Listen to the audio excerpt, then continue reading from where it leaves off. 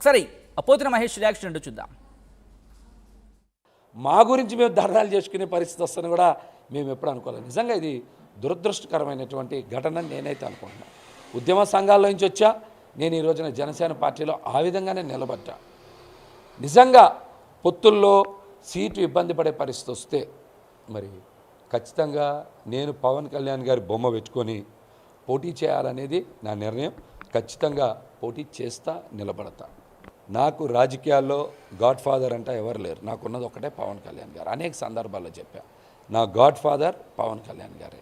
నాకు తెలిసింది పవన్ కళ్యాణ్ గారే. నేను ఇంతవరకు ఏ గడప తొక్కలా, ఏ గుమ్మం తొక్కలా, నా చేత్తో ఇంకో జెండా పట్టుకోవాలా. అందుకని నేను మొన్న కూడా మాట్లాడాను, నా చేత్తో ఇంకో జెండా పట్టుకుంటే తప్పేముంది? వేయకూడదా?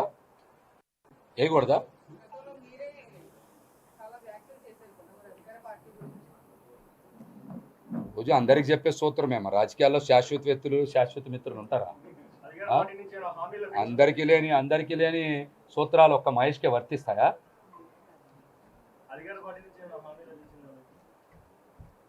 నిస్వార్థంగా, నిజాయితీగా జనసేన పార్టీకి పనిచేస్తే మాకేం లభించింది?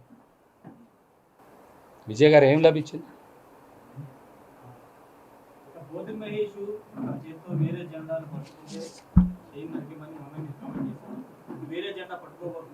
మంచి ప్రశ్న అడిగారు. రాజధానిలో